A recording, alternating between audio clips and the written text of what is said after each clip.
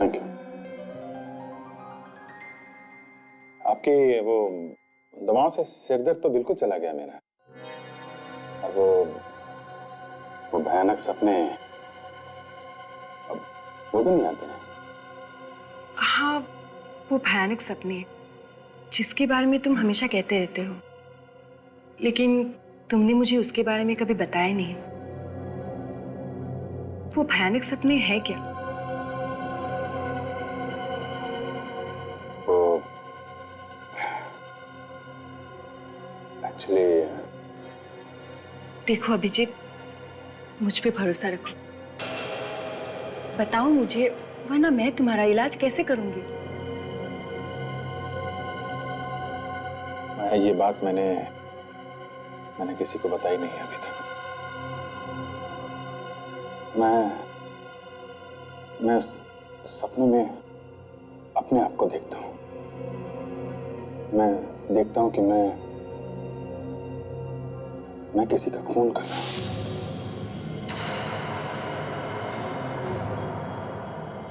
वो भी एक सीआईडी ऑफिसर की तरह नहीं, एक अपराधी की तरह। तुम जानती हो कि मुझे पुरानी बातें याद नहीं रहती। 13 साल पहले की जो भी बातें मुझे याद आती हैं, उसमें मैं अपने आप को खूनी की तरह देखता हूं। एक सीआईडी ऑफिसर जो पहले अपराधी था।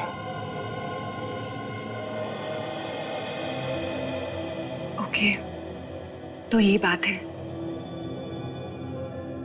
फिक्र मत करो, सब कुछ ठीक हो जाएगा। मैं तुम्हारे साथ हूं। मुझे अपना दोस्त समझो।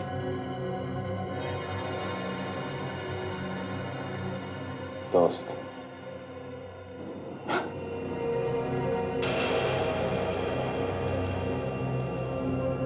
I'm sorry माया, पर इस शब्द से नफरत हो गई है मुझे।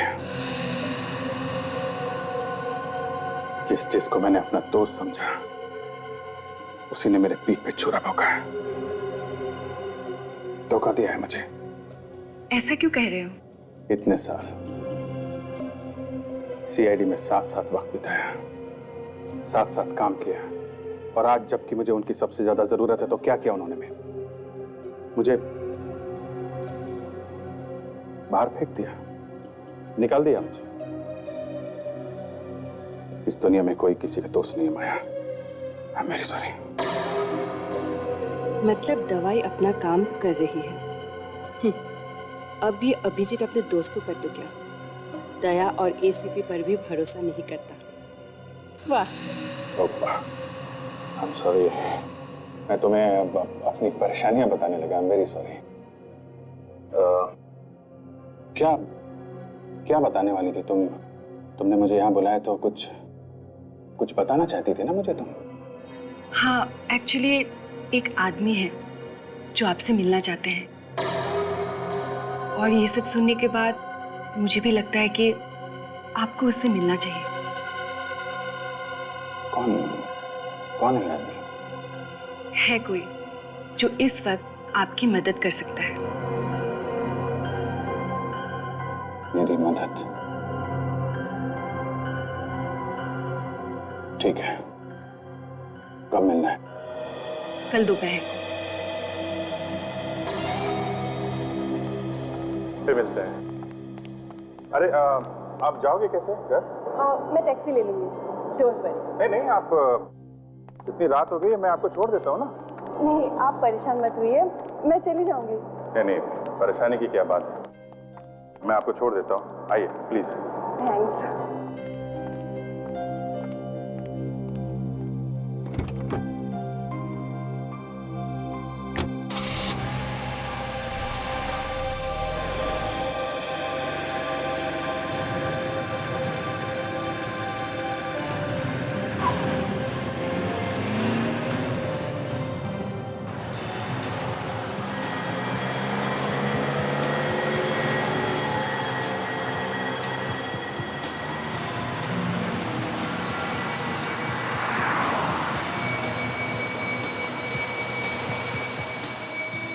तुम्हें अंदाजा भी नहीं है अभिजीत कि ये दवाइयाँ क्या असर करने वाली है। अगर सब हमारे प्लान के हिसाब से चला तो तुम अपने हाथों से सीआईडी को बर्बाद कर दोगे।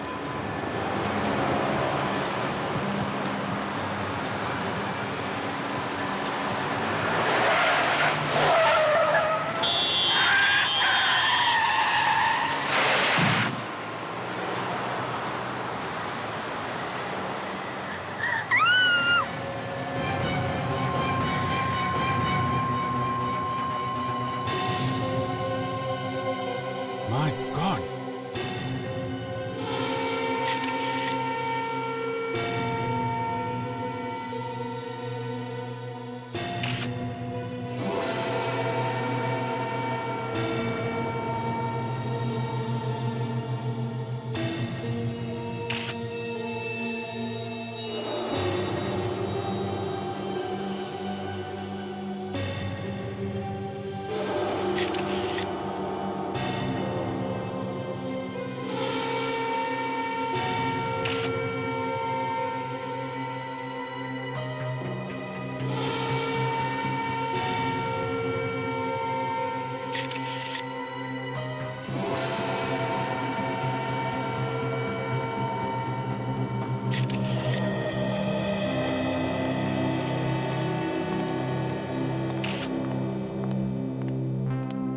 सर, शरीर अभी भी गर्म है। शायद थोड़ी देर पहले मौत हुई है और उसके गर्दन पे रस्सी का निशान है।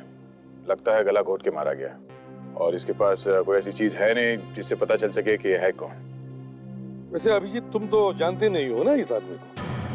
मैंने आपसे पहले भी कहा ना सर कि मैंने पहली बार देखा इस आदमी को। हाँ, पहली बार देखा है, वो भी उसकी लाश को, है ना? जी और वो भी तुम्हारी ही गाड़ी। जी हाँ, गाड़ी तो मेरी ही है, लेकिन सर मैंने कहा ना कि मुझे पता नहीं चला सर ये लाश अंदर कैसे आ गई। है ना, बड़ी अजीब बात है कि अभिजीत की गाड़ी की पिछली सीट पर एक लाश थी और अभिजीत को दिखाई नहीं पड़ी। मैंने ध्यान नहीं दिया सर। और तुमने बताया कि जब तुमने गाड़ी हुक में पार्क की थी तब तो इलाज गाड़ी में नहीं थी। सर अगर उस वक्त पता चल जाता तो मैं आप लोगों को उसी समय फोन कर देता। हाँ, अच्छा, तुम वहाँ उस होटल में कितनी देर तक थे? हम लोग रात 11:30 से करीब 1:30 बजे तक थे। 11:30 बजे से 1:30 बजे तक। वैसे अभिजीत, तुम रात के 11 बजे से 1:30 बजे तक क्या करने गए थे? डिनर करने गए थे सर। मैंने बताया ना, मैं इनके साथ था सर। अरे हाँ, तो मैं भूल ही गया था। ये तुम्हारी नई दोस्त है ना, माया? वैसे अब तो भी बताया नहीं इनके बारे में। सर ये नई दोस्त है या पुरानी, इससे आप लोगों को कुछ नहीं लेना देना है। लेना देना है अभिजीत, अब क्या करें, लेना देना है। क्योंकि जब ये लाश तुम्हारी गाड़ी में मिली तब ये तुम्हारे साथ में थी, गाड़ी में। और अजीब बात यह कि इसने भी लाश को नहीं देखा। सर आप इसको बीच में मत घसीटिए। मैं आपको बता रहा हूँ ना, लाश के बारे में जो कुछ मालूम है मैं आपको बता रहा हूँ। अभिजीत, एक मिनट। अगर तुम लाश के बारे में सब कुछ बता रहे हो तो ये बताओ, ये लाश तुम्हारे बंद गाड़ी में आई कहां से और कैसे? सर वो हो सकता है कि गलती से कार खुली रह गई हो और किसी ने लाश उसमें रख दी। अरे अभिजीत, तुम तो एक सीआईडी ऑफिसर रह चुके हो और इतनी बड़ी गलती? उसका तुम पता लगा ही लेंगे। लाश को फॉरेंसिक लैब भेज दो, हम लूनी इंटरनेशनल होटल चलते हैं। Yes sir.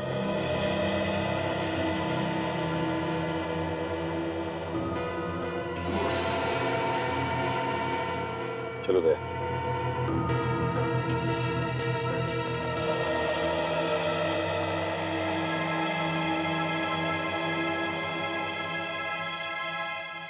इस फोटो को ध्यान से देखिए।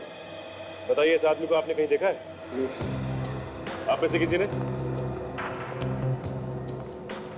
ध्यान से देखिए। नहीं सर। आपने देखा है? आपने? मैनेजर साहब आप बताइए, आपने देखा है इस आदमी को? जी नहीं, मैंने इसे कभी नहीं देखा सर। सर आपको कोई गलतफहमी हो रही है। देखिए हमारे होटल में ये खून खराबे जैसी उल्टी सीधी हरकतें नहीं होती। यहाँ सिर्फ शरीफ लोग ही आते हैं। क्या शरीफ लोग गलतियां नहीं करते? मान लिया कि तुम जानते नहीं हो इस आदमी को, देखा तो होगा। सर मैंने कहा ना सर, ये आदमी हमारे होटल में कभी आया ही नहीं। इस आदमी का खून होकर सिर्फ 3-4 घंटे हुए हैं। उसके बाद उसकी लाश को आपके ही होटल में पार्किंग लॉट में एक खड़ी गाड़ी में डाला गया, समझे? सर हो सकता है कि जिसकी गाड़ी से ये लाश बरामद हुई है खून उसी ने किया हो। जितना पूछा है ना उतना ही जवाब दो, समझे? ज्यादा दिमाग चलाने की जरूरत नहीं है। लाश आपके होटल के पार्किंग लॉट में मिली है, आपके होटल के। सर ये भी तो हो सकता है कि ये आदमी होटल तक पहुंचा ही ना हो, इसे किसी ने बाहर ही मार दिया। हो सकता है। चलिए हमारे साथ दिखाइए हमें तुम्हारे होटल का पार्किंग लॉट। भाई साहब, इस पार्किंग लॉट के सिक्योरिटी गार्ड आप ही हैं? जी सर। इस फोटो को देख के बताओ कि इस आदमी को तुमने यहाँ आते जाते देखा है क्या? नहीं सर। ध्यान से देखो, अभी 3-4 घंटे पहले ये आदमी यहाँ पर था। नहीं साहब, ये आदमी चल के तो अंदर नहीं आया, गाड़ी में आया होगा तो कह नहीं सकता। सर अगर ये आदमी गाड़ी में यहाँ पे आया होगा तो उसकी गाड़ी पार्किंग लॉट में ही होगी सर। हाँ बिल्कुल। काम करो, पार्किंग लॉट में जितनी भी गाड़ियां हैं पता लगाओ क्या ये सारी गाड़ियां इस होटल के गेस्ट की है क्या? सर मुझसे पूछिए ना, मैं बताता हूँ सर। सर इनमें से आधी गाड़ियाँ तो हमारे होटल के स्टाफ की है और आधी गाड़ियाँ उन लोगों की है जो हमारे होटल में रुके हुए हैं सर। सचिन, मैनेजर साहब के साथ जाओ और होटल में जितने भी गेस्ट हैं सबसे जाकर के पता लगाओ कि उनकी कौन सी गाड़ियां हैं। चलिए। सर ऐसा भी हो सकता है कि मरने वाला आदमी और खूनी एक साथ ही होटल में आए हों, एक ही गाड़ी में। क्या तुम कहना क्या चाहते हो? जल्दी बताओ। तो फिर खूनी ने यहाँ पे उस आदमी का खून कर दिया और खून करने के बाद उसकी लाश को अभिजीत सर की गाड़ी में डाल दी और फिर यहाँ से भाग गए। हो सकता है उन्हीं ने लाश को अभिजीत के गाड़ी में डाला और यहाँ से भाग गया, लेकिन अपनी गाड़ी में विवेक, अपनी ही गाड़ी में। होटल के अंदर जितनी भी गाड़ियां आती जाती हैं उन सब के नंबर नोट करते हो तुम? हाँ साहब, सब कुछ लिखा हुआ है। विवेक रजिस्टर चेक करो, देखो पिछले 3-4 घंटों में कितनी और कौन सी गाड़ियां अंदर बाहर।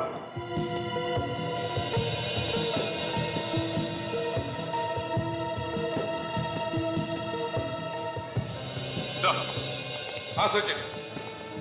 सर पार्किंग लॉट में जितनी भी गाड़ियां हैं उनके बारे में पता किया सर। कोई भी गाड़ी ऐसी नहीं है जो लावारिस हो सके। कोई भी गाड़ी लावारिस नहीं। तो ये बात थोड़ी अजीब है सर। ये गाड़ी ZZA8D 409 9:55 को होटल से बाहर गई है, मगर होटल के अंदर कितने बजे आई है ये लिखा ही नहीं। इधर आओ। गाड़ी का बाहर जाने का टाइम लिखा है मगर अंदर आने का क्यों नहीं?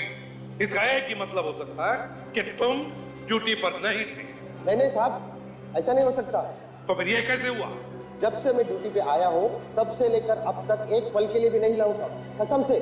सब इतना ही नहीं, वही गाड़ी ये ZZA8D 409 दोबारा होटल में आई 12:10 को और 1:05 को होटल से बाहर निकली। एक मिनट, ZZ8K M527 ये 8:25 में पार्किंग लॉट में आई, लेकिन सर ये गाड़ी पार्किंग लॉट से बाहर गई नहीं और ये गाड़ी तो पार्किंग लॉट में है भी नहीं सर। है ना कमाल की बात? एक गाड़ी ZZA8D 409 पार्किंग लॉट में एक बार अंदर आती है मगर 2 बार बाहर जाती है। 2 बार, लेकिन एंट्री अंदर आने की सिर्फ एक। तो फिर ये दूसरी गाड़ी ZZ8K M527 ये गाड़ी एक बार अंदर आती है मगर बाहर जाती ही नहीं, गायब। कैसे?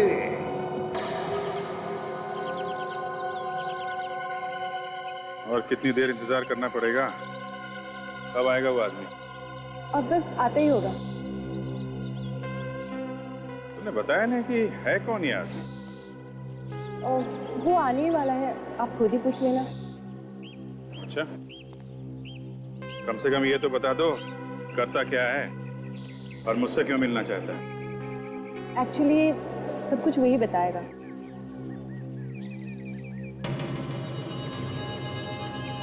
क्या हुआ? वही सर दर्द। वैसे भी नाक में दम करके रखा हुआ है, इसे चुप ही करवा देती। ये माया मुझसे बर्दाश्त नहीं हो रहा है।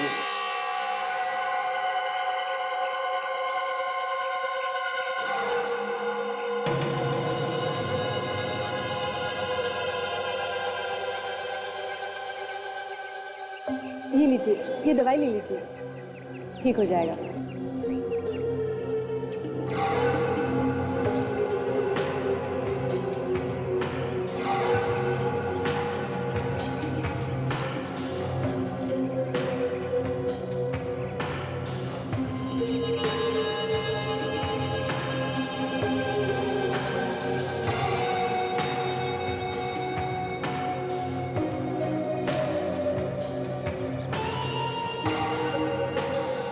हेलो अभिजीत। हेलो, कौन हो तुम?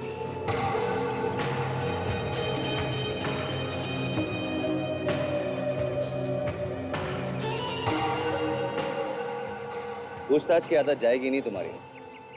हाय, अमित नाम है मेरा।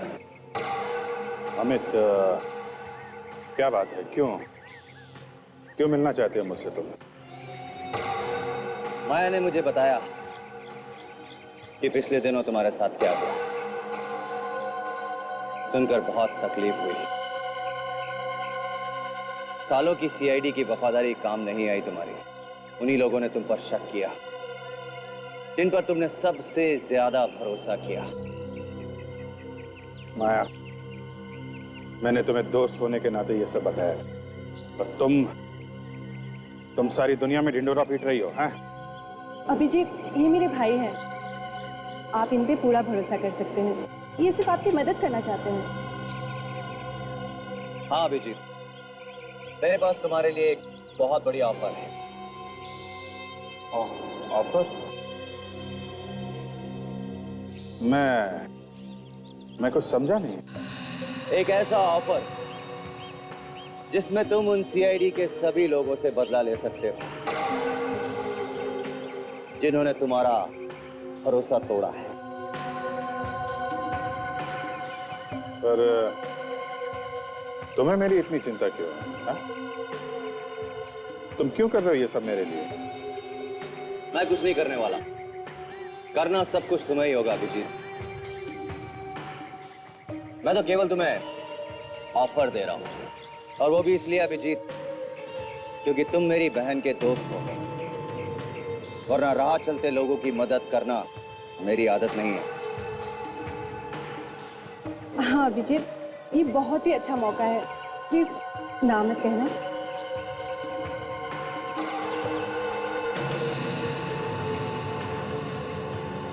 नहीं मतलब इतना बड़ा डिसीजन मुझे सोचने के लिए थोड़ा वक्त चाहिए। मैं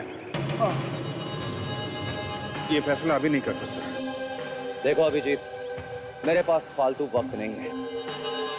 तुम्हारे पास आज का दिन है, जितना सोचना है सोच लो।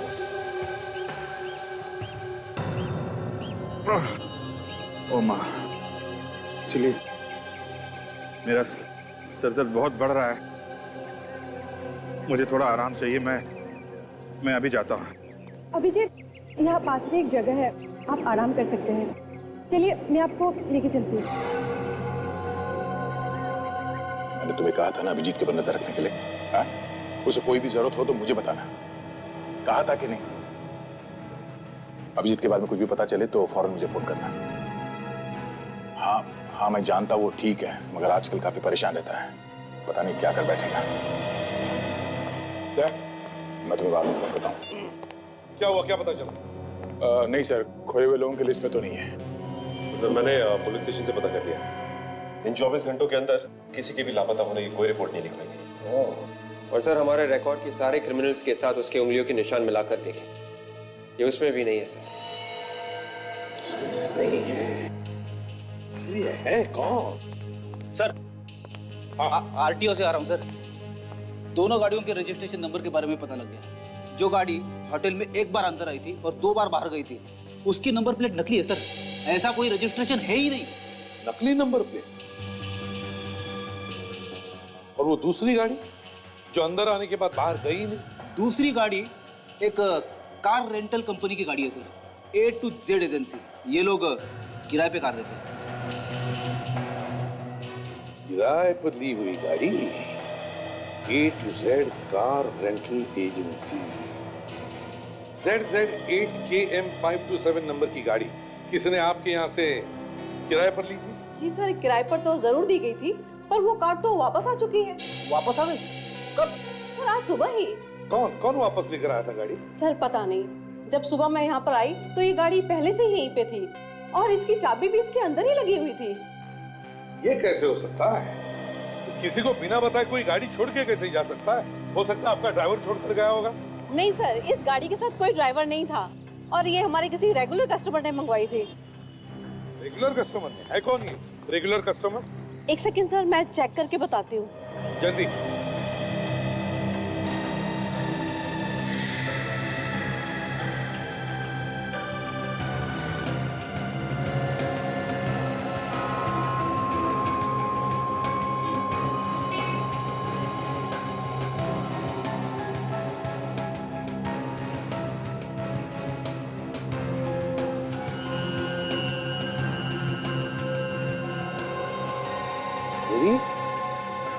ये देखो,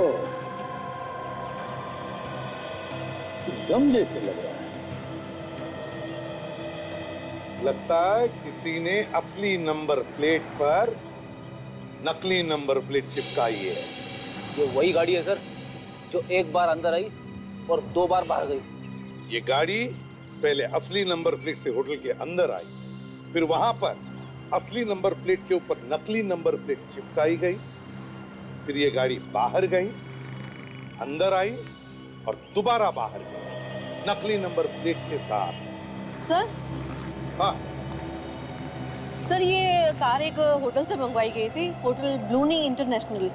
देखिए सर। Hotel Bluni international? जी। मेरी तो वही होटल है ना, ब्लूनी इंटरनेशनल, जहां पर अभिजीत की गाड़ी में लाश डाली गई। Yes sir. किसने बुकिंग की थी इस गाड़ी? सर पता नहीं, यहाँ नाम पता तो कुछ नहीं लिखा, पर सर ब्लूनी इंटरनेशनल से इतनी गाड़ियों की बुकिंग होती है कि हम फोन पे ही गाड़ियाँ बुक कर देते हैं, कोई नाम पता नहीं पूछता। दया को फोन करो और कहो कि वो होटल ब्लूनी इंटरनेशनल जाए और पूछताछ करे इस गाड़ी के बारे में। हमें पता चला कि 10 तारीख को A to Z कंपनी से यहाँ पे एक गाड़ी भेजी गई थी। हमें ये पता करना है कि ये गाड़ी किसके लिए मंगवाई गई थी और उस आदमी का नाम क्या है, जरा चेक करके बताओ। जी सर।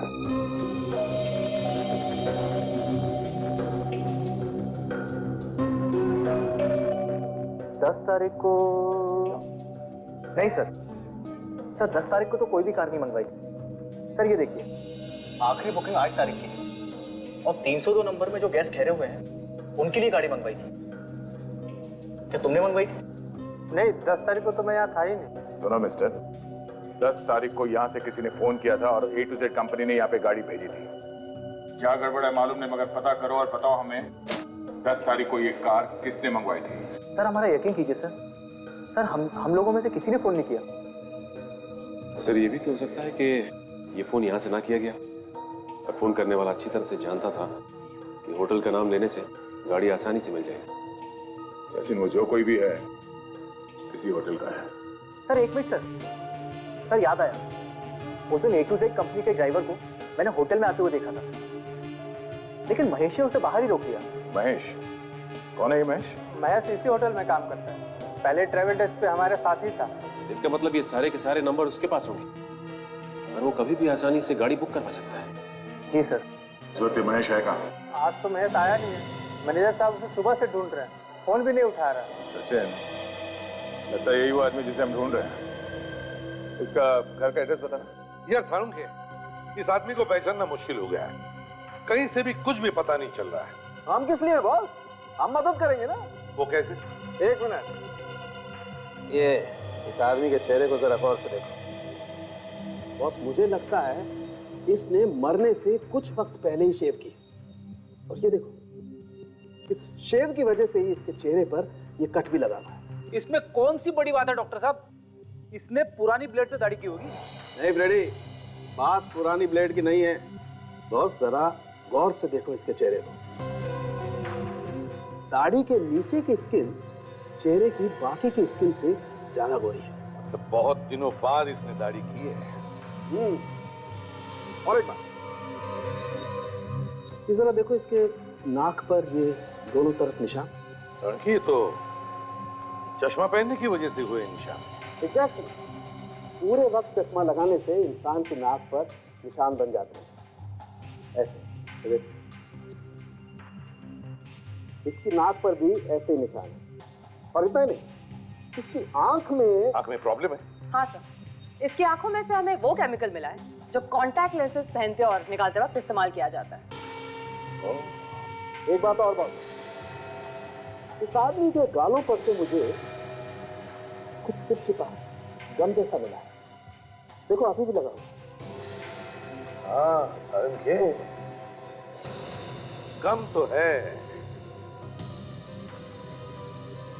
इसने अपनी असली दाढ़ी निकालकर नकली दाढ़ी चिपकाई, चश्मा निकालकर कॉन्टैक्ट लेंसेज लगाए।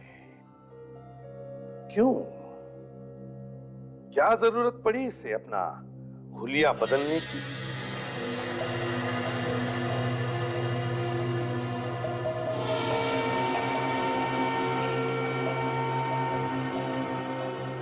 पूरा घर उलट पुलट कर दिया। लगता है कोई कुछ ढूंढ रहा था यहाँ पे। हाँ सर, महेश भी दिखाई नहीं दे रहा था। कहीं उसे कुछ हो तो नहीं गया?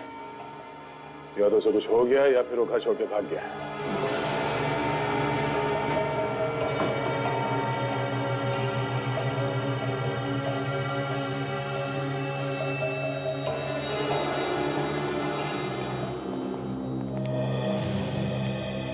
अब जरा ध्यान से देखिए इन फोटोग्राफ्स को, गौर से देखिए और बताइए, क्या ये आदमी यहाँ आपकी होटल में किसी कमरे में ठहरा था? देखिए जरा ध्यान से। हाँ सर, मैंने इसे यहाँ देखा है। हाँ सर, मैंने भी देखा है। देखा है तो फिर जल्दी बताओ, कौन से कमरे में ठहरा था ये?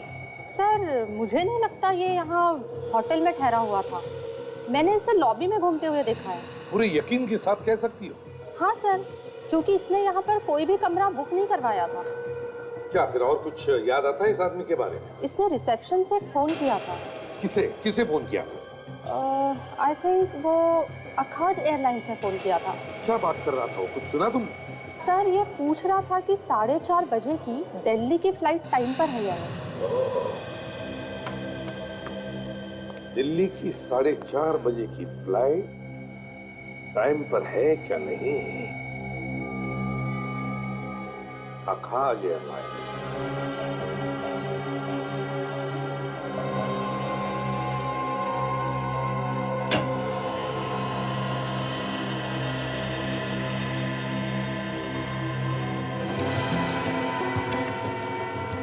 सचिन। हाँ सर, जरा सो पकड़ो।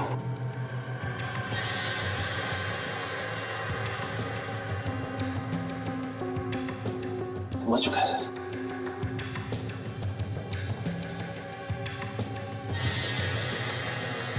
इतने सारे पैसे ये खूनी से मार के गया, लेकिन ये पैसे लेके नहीं गया। इसका मतलब वो कुछ ढूंढने आया था, चोरी करने। ये देखिए, इसका लाइसेंस है। ये महेश ही है। तो वो ढूंढने क्या आया होगा यहाँ पे? तो हो सकता है महेश ने जो छुपाया हो वो खूनी को मिला ही ना हो। तो काम करते हैं, हम भी इस घर की तलाशी लेते हैं। शायद हमें वो चीज मिल जाए जो उस खूनी को नहीं मिली।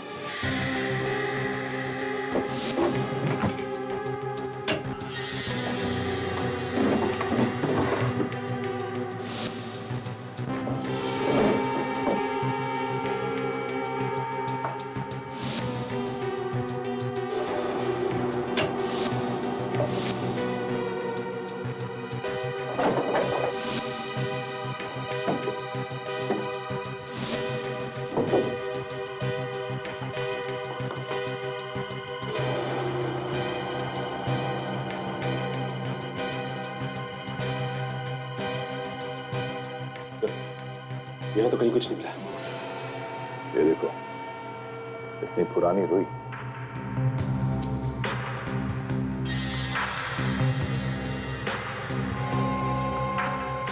ये देखिए, गद्दे का ये वाला पार्ट अलग धागे से सिला गया।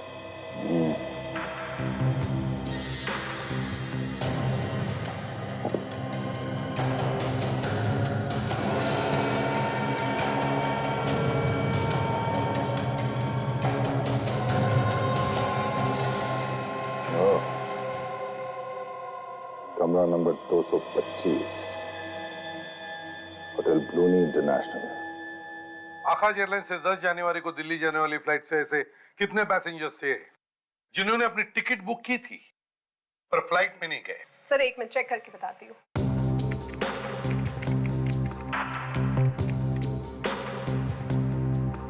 सर 7 पैसेंजर्स ऐसे हैं जिनकी सीट्स तो कंफर्म थी पर वो आए नहीं। तो क्या उन 7 पैसेंजर्स ने अपने पैसे वापस मांगे?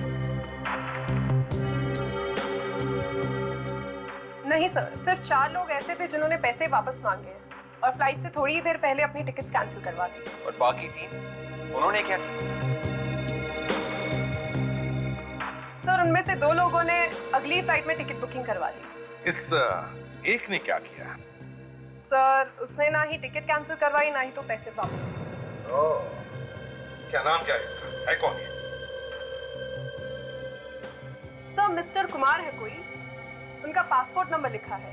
सर वो यहाँ के नहीं नायरोबी से आए हैं। मतलब एनआरआई था? कुछ लिखा है उसके बारे में? सर उनका टिकट नायरोबी से मुंबई का था और फिर यहाँ से वो दिल्ली जाने वाले थे। अगर ये दिल्ली जाने वाला था तो फिर मुंबई में क्यों रुका?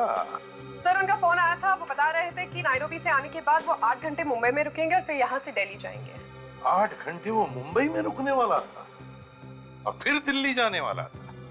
अच्छा, करने वाला क्या था वो 8 घंटे मुंबई में? किसी होटल वोटल में रहने वाला था क्या? कोई नाम वाम दिया है उसने? नहीं सर, होटल के बारे में तो नहीं पर उनके वापसी की टिकट के बारे में लिखा हुआ है। क्या? सर 1 हफ्ते बाद वो दिल्ली से हांगकांग जाने वाले हैं। 1 हफ्ते बाद दिल्ली से हांगकांग जाने वाला था? अच्छा, मिस्टर कुमार, नैरोबी वाला। इस कुमार की पूरी जन्म पत्रिका चाहिए मुझे।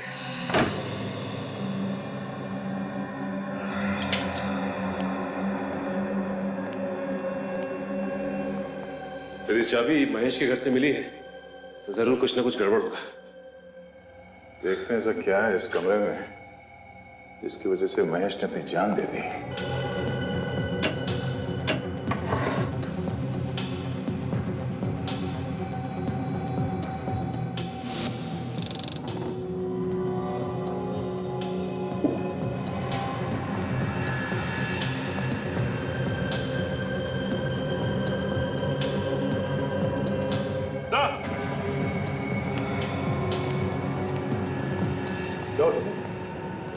ये देखिए, ट्रिमर और ये रेजर।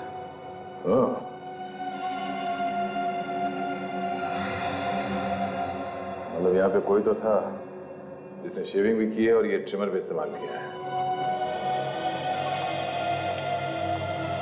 आप तो कह रहे थे कि यहाँ पे ये कमरा किसी को दिया नहीं गया? हाँ, ये क्या? सच सच बताइए, कौन था यहाँ पे? सर मेरा यकीन कीजिए, मैं आपसे सच क्यों छुपाऊंगी। ये कमरा रिजर्व है। ये कमरा तो हम बिना पूछे किसी को नहीं देते, ना ही दे सकते हैं। जब तक हम मैनेजर साहब और मालिक से नहीं पूछते, हम ये कमरा किसी को नहीं देते। तुम्हारे मैनेजर को बुलाओ जरा। सर वो कुछ जरूरी काम से बाहर गए हैं। कल ही आएंगे और उनका फोन भी बंद है। लगता है ये मैनेजर और महेश मिले हुए हैं आपस में। अच्छा, महेश ही जानता था कि कमरा रिजर्व है और हमेशा बंद रहता है? हाँ सर, लेकिन ये तो होटल में सभी जानते हैं। और इस होटल के मालिक मिस्टर सम्राट, वो कहाँ हैं? उनसे बात कर सकते हैं? सर, सम्राट सर तो पनवेल में हैं। कल रात उनके इकलौते बेटे ब्लूनी पर हमला हुआ था। वो हॉस्पिटल में है और उसकी हालत बहुत खराब है। वो आईसीयू में है। ब्लूनी पे भी हमला हुआ? कैसे? अच्छा, तो कुमार पैसे लेता था खून करने के लिए? Contract killer? हाँ सर, नायरोबी पुलिस ने पक्की खबर दी है सर कि कुमार एक बहुत ही पहुंचा हुआ सुपारी किलर था सर। वो कभी भी कहीं पे भी कोई भी सबूत नहीं छोड़ता था, इसलिए वो आज तक गिरफ्तार नहीं किया जा सका था। सर, नैरोबी का कॉन्ट्रैक्ट किलर यहाँ मुंबई में क्या करने आया होगा, और वो भी सिर्फ 8 घंटे के लिए? किसी को मारने के लिए आया होगा वो फ्रेडी, अगर नसीब खराब खुद ही मारा गया। पर सर, कुमार अपनी असली दाढ़ी मूंछ और चश्मा निकाल के नकली दाढ़ी मूंछ और कॉन्टैक्ट लेंसेज क्यों पहनेगा? उसे तो यहाँ पे कोई पहचानता नहीं होगा।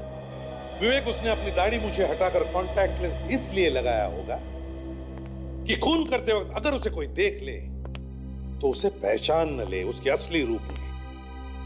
और फिर उसने ये भी प्लान किया होगा कि खून करने के बाद वो दिल्ली चला जाएगा अपने असली रूप में। असली रूप में मतलब नकली दाढ़ी और मूछें लगाकर, चश्मा लगाकर। और फिर ये भी सोचा होगा कि जब 7-8 दिनों बाद उसकी दाढ़ी मूछें उगेगी तो हांगकांग चला जाएगा अपने असली रूप में। इतनी प्लानिंग के साथ आया है तो किसी बड़े काम के लिए आया होगा सर। हाँ, कोई बड़े काम के लिए ही आया होगा वो। पर सर, उस रात तो शहर में ऐसा कोई भी हादसा नहीं हुआ और ना ही किसी बड़े आदमी पर कोई हमला। हो सकता है कुमार अपनी शिकार करने से पहले ही खुद शिकार बन गया। पर सर, ये कुमार किस पर हमला करने वाला था, ये बात अभी तक पता नहीं चली है सर। वो भी पता चल जाएगा विवेक, वो भी पता चल जाएगा। सर, घूम फिर कर हम वहीं पर आ गए हैं। देखा जी, इसी चक्कर में एक बात तो पता चली गई सर। क्या पता चल गया? यही कि उस रात एक बड़े आदमी पर हमला तो हुआ था सर, लेकिन मुंबई में नहीं, मुंबई से थोड़ी दूर पनवेल में। पनवेल में? किस पर हुआ हमला? ब्लूनी पर सर। ये होटल ब्लूनी इंटरनेशनल के मालिक सम्राट का बेटा है। Hotel Bluni international? हाँ सर, और ये हमारा नहीं है, आईसीयू में एडमिट है सर, और इसकी हालत काफी नाजुक है। पनवेल में इंटरनेशनल एयरपोर्ट से 1 घंटे की दूरी पर? मतलब कुमार का प्लान था कि खून करके सीधे एयरपोर्ट चले जाए। ये ब्लूनी पनवेल में कर क्या रहा था? पनवेल में कर क्या रहा था?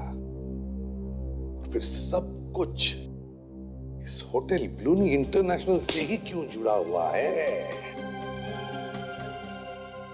हॉस्पिटल में चलना होगा। मेरा बेटा अभी तक होश में नहीं आया है। आप लोग क्या कर रहे हैं डॉक्टर? मिस्टर सम्राट, हम लोग अपनी तरफ से पूरी कोशिश कर रहे हैं डॉक्टर प्रकाश, लेकिन हमें कोई रिस्पांस नहीं मिल रहा है। डॉक्टर ब्लूनी मेरा इकलौता बेटा है, प्लीज किसी भी कीमत पर बचाइए उसे। देखिए मिस्टर सम्राट, हम लोग जो जो कर सकते हैं वो कर रहे हैं। बी पेशेंस, धीरज रखिए, सब ठीक हो जाएगा। Okay, B patience. डॉक्टर विद्या, गायनेकोलॉजी वार्ड में आपकी सख्त जरूरत है। क्या पता चला मैनेजर के बारे में? सर, अब तक तो कुछ नहीं, लेकिन फ्रेडी और काजल पता लगाने गए हैं सर।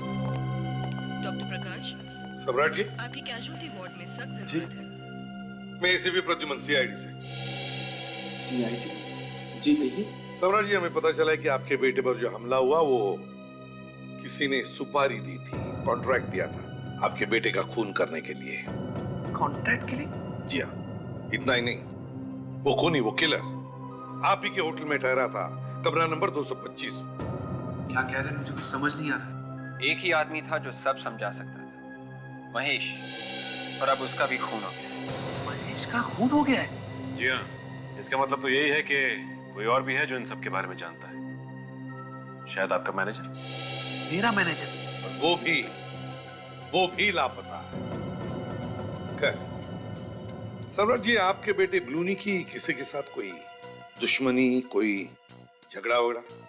नहीं सर, मेरा बेटा तो बहुत ही खुशमिजाज है, उसकी किसी से कोई दुश्मनी नहीं है। तो फिर आपका कोई ऐसा दुश्मन जो आपके बेटे को मार के आपसे बदला लेना चाहता हूँ। देखिए सर, मैं बिजनेसमैन हूँ, मेरे कई बिजनेस राइवल्स हैं, लेकिन इतनी घटिया हरकत कोई नहीं कर सकता सर, कोई भी नहीं। वैसे ब्लूनी पनवेल क्यों गया था, कुछ पता है आपको? सर वहां पे वो अपनी एक फ्रेंड आशिया से मिलने गया था। अपनी फ्रेंड आशिया से मिलने? सम्राट सर, आपके बेटे की तबीयत ज्यादा खराब हो गई, डॉक्टर साहब बुला रहे, चलिए। ब्लूनी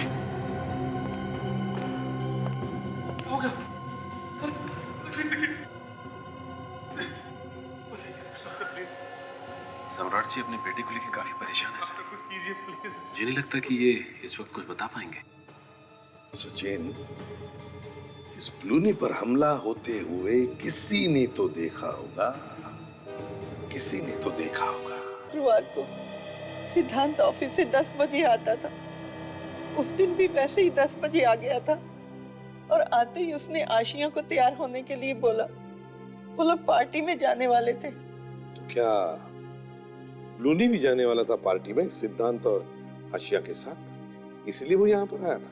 बड़े बाप की बिगड़ी हुई औलाद रात रात भर हमारे घर के चक्कर काटता रहता था। कितनी बार मैंने मना किया उसे, पर बेशर्म मानता ही नहीं था। इस घर के चक्कर लगाता था वो? क्यों? सर, मेरी बहू ब्लूनी के बाप के होटल में पहले काम करती थी।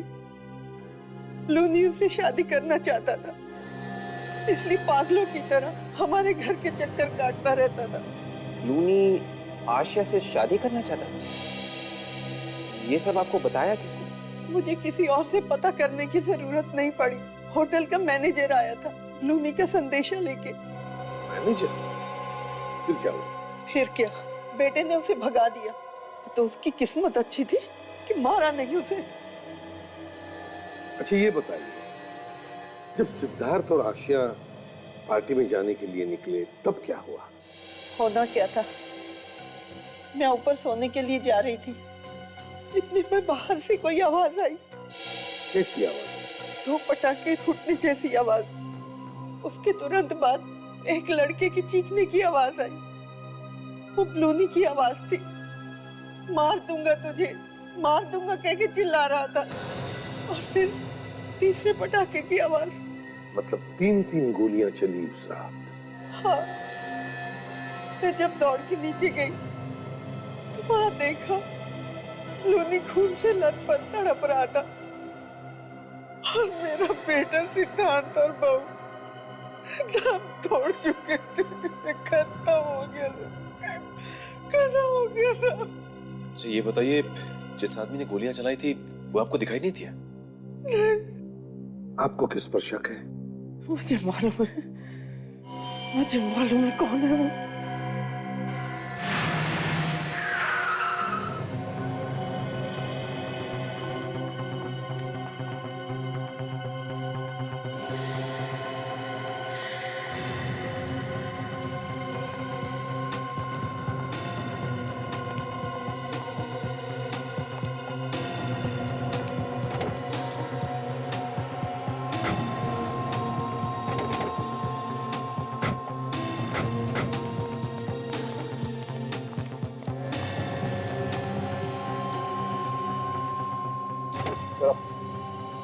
चलो बाहर निकलो।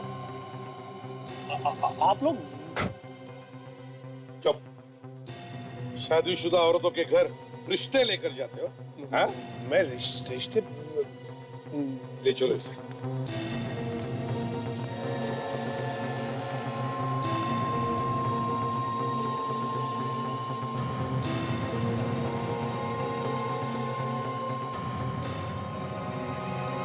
तुम्हें क्या लगा बच जाओगे? किया हुआ पाप और बोया हुआ बीज हमेशा फल देकर ही रहता है। मिस्टर सम्राट,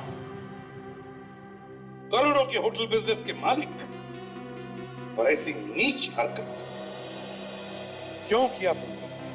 ये सब मैंने अपने बच्चे के लिए की, अपने बेटे ब्लूमी के लिए। उसने आज तक मुझसे जो मांगा वो चीज मैंने उसे लाके दी, लेकिन एक दिन उसने मुझसे कहा कि हमारे एक होटल की रिसेप्शनिस्ट आशिया से उसे प्यार हो गया। मैंने ब्लूनी को बहुत समझाने की कोशिश की, हर तरीके से कोशिश की, लेकिन वो नहीं मानी। हार कर मुझे उसकी जिद माननी पड़ी। लेकिन वो लड़की आशिया शादीशुदा थी, इसलिए सबसे पहले मैंने उसे समझाया कि वो अपने हस्बैंड सिद्धांत को तलाक दे दे और मेरे बेटे से शादी कर ले। एक शादीशुदा लड़की को अपने बेटे से शादी करने के लिए समझाने पहुंच गए तुम। बेशर्मी की भी हद होती है। फिर क्या हुआ बताओ? मैंने आशिया को पैसों का लालच दिया, वो मान गई, लेकिन उसका पति सिद्धांत वो थोड़ा टेढ़ा निकला। वो किसी भी कीमत पर आशिया को तलाक नहीं देना चाहता था। इसलिए मैंने सोचा कि सिद्धांत को ही रास्ते से हटा दिया जाए। और इसीलिए तुमने नैरोबी से कुमार को बुलाया?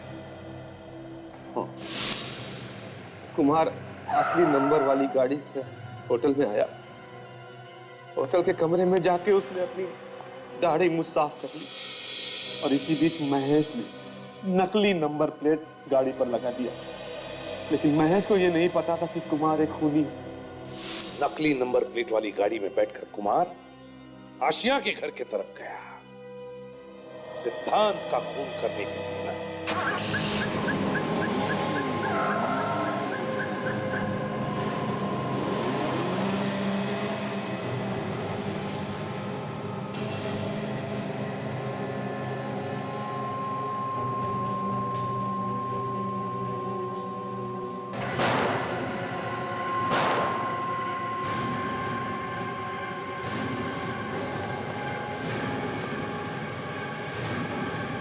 क्या हुआ? क्या हुआ? रुक!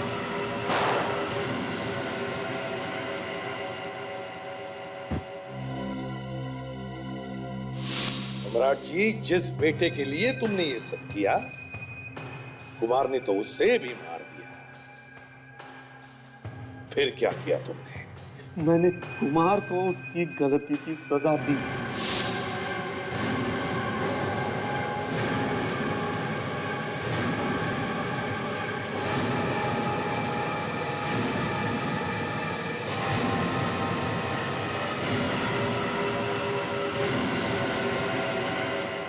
महेश तो तुम्हारा ही आदमी था, फिर उसे क्यों मारा? वो जरूरत से ज्यादा जान गया था। अपने बेटे के प्यार में अंधे होकर तुमने 3 खून किए। उसके बदले में क्या मिला तुम्हें? खो दिया ना अपने ही बेटे को। फांसी से भी बढ़कर सजा मिली है तुम्हें। अब जिंदगी भर जेल में सड़ते रहना उसी बेटे की याद में।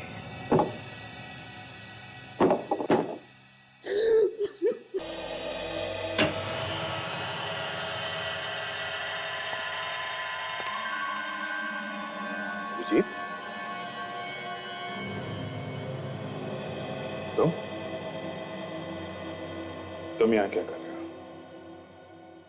यही बात मैं तुमसे पूछ रहा हूं। तुम यहां इस मेंटल हॉस्पिटल में क्या कर रहे हो अभिजीत? मेरे लिए सबसे अच्छी जगह यही है, मुझे यही होना चाहिए। तुम ऐसी बातें क्यों कर रहे हो? हा? मैं तुम्हें यहां रहने नहीं दूंगा, तुम चलो मेरे साथ। अभिजीत, तुम्हें कुछ नहीं हुआ है, तुम ठीक हो। जल्दी से सामान लो और चलो यहां से, प्लीज। मैं कहीं नहीं जा रहा, और ये दोस्ती का ड्रामा बंद कर दे। उस वक्त ये दोस्ती कहां चली गई थी जब एसीपी साहब ने मुझे सीआईडी से निकाला था? है? कितना भरोसा किया था मैंने तुम पे। मुझे नहीं पता था कि दोस्त की आड़ में इतना बड़ा दुश्मन छुपा बैठा है। दुश्मन छुपा बैठा? हाँ? मैंने तुम्हें कितनी बार तुम्हारे सरदर्द के बारे में पूछा, तुमने बताया मुझे? हाँ? हर बार तुम टालते रहे। और एसीपी साहब ने तुम्हें सीआईडी से निकाला नहीं है। वो चाहते हैं कि तुम आराम कर लो और फिर वापस आओ। कौन क्या चाहता है मुझे सब पता है। तुम्हें जो समझना समझ लो, मगर मैं तुम्हें यहां रहने नहीं दूंगा। तुम्हारा बैग का, चलो।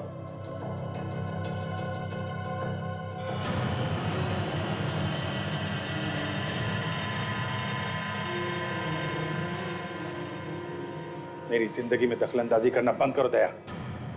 अपने काम से काम रखो, समझे? चले जाओ यहां से। अभिजीत, मैंने बोला ना, चुपचाप चले जाओ यहां से।